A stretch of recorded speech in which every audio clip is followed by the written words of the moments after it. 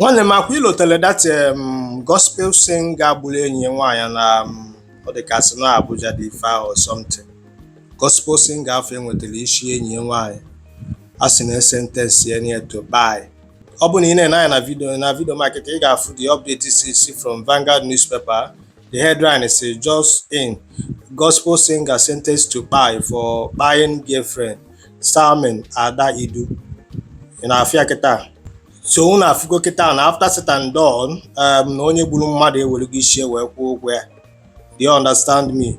And mụnwa nwekwara okwu ya ahụpụta ebe a na m agwa gị nga na-agwa gị ya ma tata ma echi because uche onye adịghị njọ onye na ochie and uche abụ n'ofu. Do you understand me?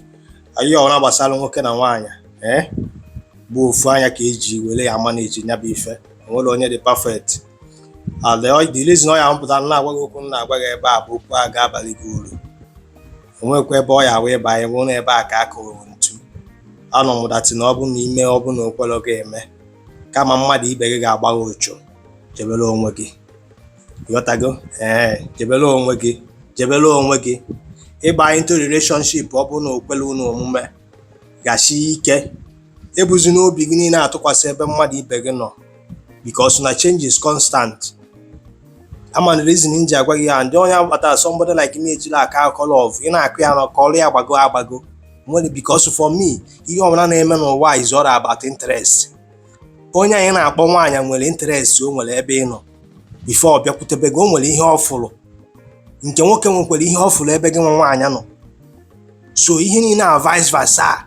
So only Patana call the love which is love, would you wear mega yashuka in my bread? You won't only love for again. I'm reason Jagway. If I trouble go near Choba self, I could go pony love for okay. You know, Papa na Mama ge. Which na sometimes say for Papa na Mama name work interest. So when I have for interest, I found a chebino. For a jack won't you forget what interest and I can love one and car for apple get. Only a man and some family today. If Obonage read digging that nigga, we don't get a wine, I put you know, or get a wine and I. Una go on an corner. Ana gari na-eshi gari on sometimes anu ogu sometimes you phone akpo mma emecho ya la amagi ya emechu na settle relationship will look where that level of that no go na abuse better separate now before is it no nyawa nke nwanya kọrọ gị sụkanye gị ife ofu ebe ịda anwụrụ ịnya ịgba na nke nwanya ochu because she will live that is regret ihe niile afọ ome out of anger. Akwa ifuru onye nke enyi nwaanyị magburu na Bangladesh. The guy anwụọ now nke nwaanyị na-asa aka. Mgbe aha akpọwa ekwensu kpọwa anger issue. Anything ọbụla ga-emegide gị na onye gị na ya na-abụbi n'obu nwoke na nwaanyị. Nwaanyị afọ bụ alụsị na-efe. Nya na-eshiri gị nri, nya mụtara gị ụmụazị wee nọ na level of oge ọwụ na ị na-akụ ya ọkụ gị. Do you understand me?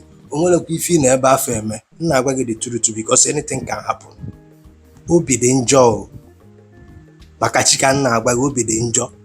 Ama the reason nji agwa gị ife a some of unu nwa ga-abụ gọ na ị na-akụwuri nwunye gị amara m udo obi unu nwe because somebody like me mgbe ọbụla mụ na gị na-abụ bidoro inwe nghọtafie I will be scared of you because I don't know your mind. Amara m ife ibu n'obi. Enwere m ike ịla ala họrọ iwere mma sụkwuo m. Enwere ike isi chani that is so you know vive ebe ahụ ihe esi ebe a jebe. Onye gafere n'ụwa agafego. This is why I'm putting na agwa gị fie asaa n'anya. Relationship gị lukwara nke bụ n'unu na-adara agịzi onye ya aka ibie na onye anya aka ibie. Nwanne m onye ọbụla jebekwala onwe ya maka ndị ụta. Emesịa